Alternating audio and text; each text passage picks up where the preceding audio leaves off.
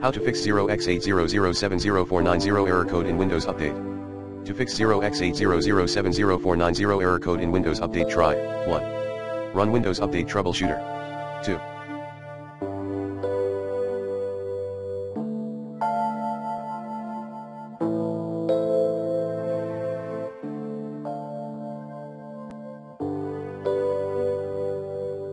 Run the SFC scan as admin.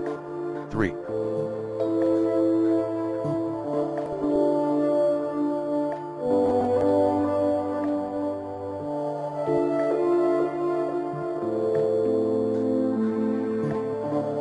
Run DISM as admin.